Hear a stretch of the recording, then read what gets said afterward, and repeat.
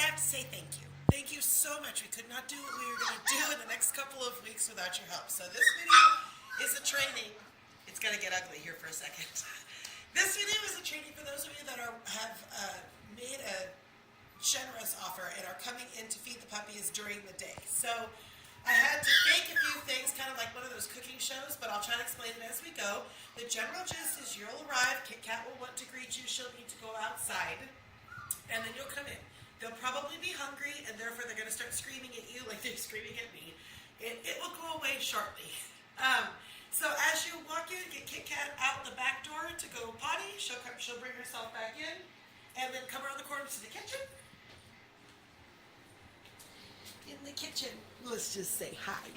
Let's just say hi. Hello. Because realistically, this is probably what you will be doing.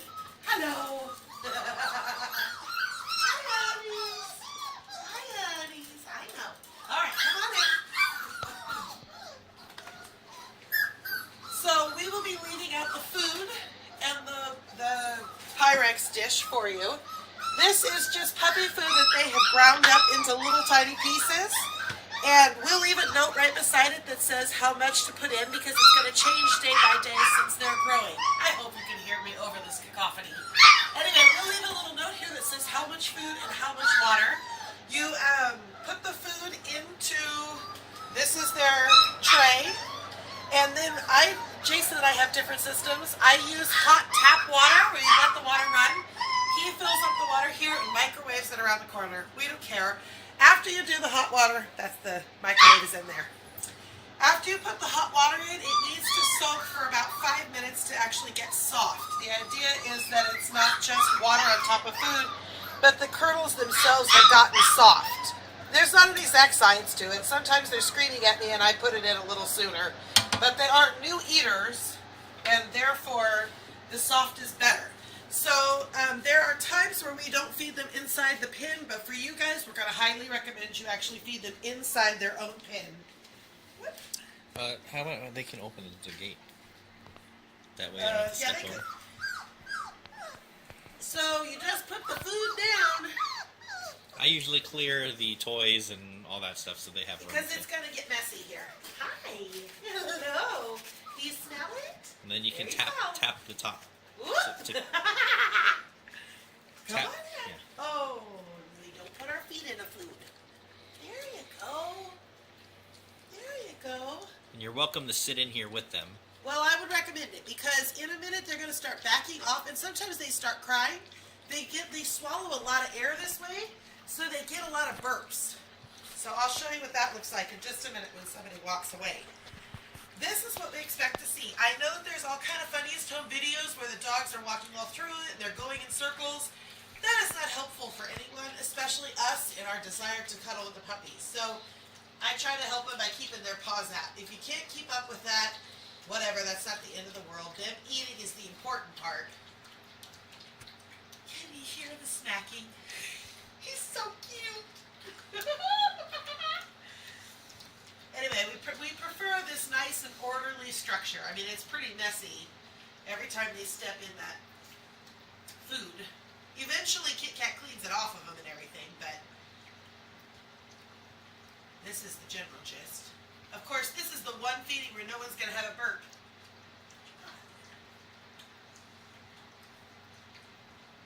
All right, so Jet is one of our best eaters, so just for fun, hey, get your paws out here. Just for fun, I'm going to show you how we would burp them. And how would they know that? What? How would they know that? Well, when they back off like this, that's what I expect to see when a burp is stuck. So I just put their little back paws over my leg, and I start pounding on them. Their little tummies and stuff are fully on your forearm. So, shh, we're having a demonstration here. Say hi to the good folks. You can feel a burp travel right up your arm, and you can even hear it audibly out of their mouths most of the time. But generally, they walk off because the burp is hurting them. They're usually trying to back away from the burp. That's enough. Hi. Hello, honey. Hi. I love you too. Go eat. It doesn't take too terribly long to get the burp out usually. And they're actually, every meal they're getting better and better about it. Did you hear that? Yeah. You hungry? All right, go eat. There it is. Get your paws out of there. Whoop. There you go. Hey. Stop that.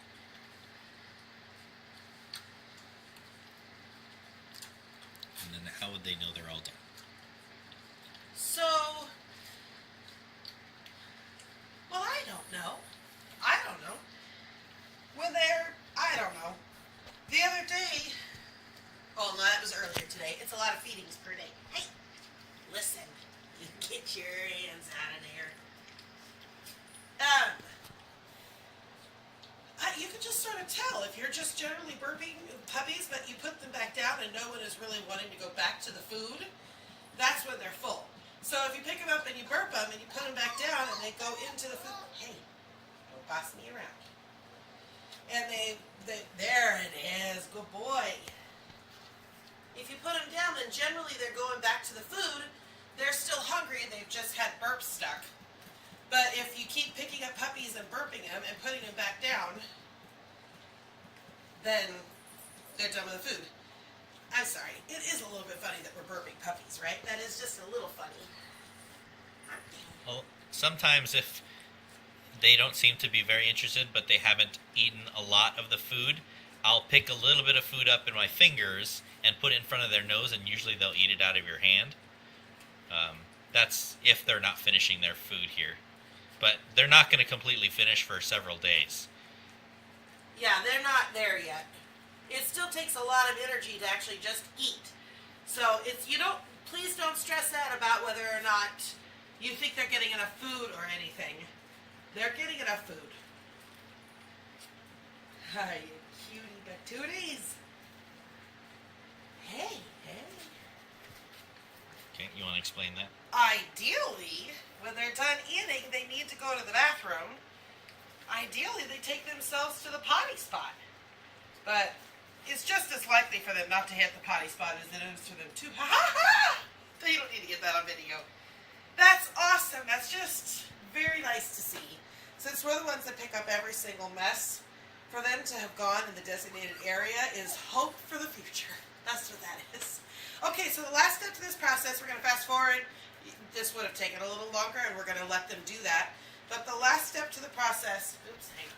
This puppy is looking for a place to go potty. How about you go over there? Is to ask Katra to lay down out here in the living room, and then you bring the puppies to her. But this is where it's not tricky, but it's super important that we get it right. They need to not be feeding for longer than 30 seconds to a minute. I know that seems ridiculous, but part of this weaning process is we introduce food to them, they eat that until they're full, we lower Katra's food content so she's just not producing as much milk, but we can't afford for her to get engorged. That's just not kindness to her. So we need them to feed on her just a teeny tiny bit, but if they feed too much, then her body starts producing more milk. So it sounds like we're being able to say between 30 seconds and a minute, but really all you're trying to do is to keep her from being in pain, but you don't want her body to trick like, oh, I need to be producing milk. So you just ask, that's the third puppy that's taken itself. That's just exciting. Anyway, so I step out of the pen. They're getting to where they come to. I step out of the pen. I ask Katra to lay down. I call the puppies to me with some kind of squeaky ridiculousness and clapping your hands. They come over. You just scoop them up. You take them to Kit Kat. You start the clock. As soon as you've got 5 puppies out and on her, don't try to keep track of, well, wait, I had 4 of the 5 puppies were actually feeding. As soon as you got 5 puppies in the general vicinity of Kit Kat, start the timer. And at the end of 30 seconds to a minute, you're going to have to pull them off.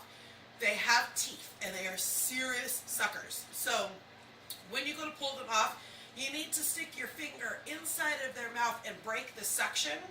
Otherwise, that just seems really painful for Kit Kat. So stick your finger in their mouth to break the suction, pull them off, drop them off in here, and off they go. If you would be so kind, since we're trying to help potty train, again, they have to go potty right after they eat. So put them into the sheathings. They'll choose to go potty or not go potty. It doesn't matter. They'll get themselves out if they don't want to, but it's just trying to reinforce, hey, when you need to go to the bathroom, head this direction. Okay, I think that's it. Kit Kat needs to go out. I'll get that in a second. Kit Kat needs to go out to go potty when you get here. Soak the food. We'll tell you how much food versus water for a few minutes. Put it in here. Try to help them keep it from bathing in it. When they back away, burp them, put them back. Generally, you'll know that they're done when they're generally just done. When they're done, have them feed on Katra for 30 seconds to a minute, and then play. They have about 10 minutes after they are done eating that they just want to play. And if you're not in a hurry, I mean, I know you're here because you enjoy the puppies. So if you want to play, you got about 10 minutes right there. So if that's the case, I put them in here. I hope that they go potty, but when they eventually work their way out, I'll grab them back out for a play date. Be aware if they smell Katra anywhere in the vicinity, the play date is over. So there's always a blanket on the couch. Ask Katra to get on the couch and stay, and then you can play with the puppies or cuddle or whatever, and when you're done, back they go in here and off to the races. Did I say thank you? We could literally not do this undertaking. We could not participate in this cause that we care so much about if we did not have a serious support system. You people are awesome. So I just wanted to say thank you. Call us if you've got questions. That's Jason saying thank you. Call us if you've got questions, please. Both of our cell phones, you have our contact information. So we would be happy to walk you through that via phone. All right. Thank you.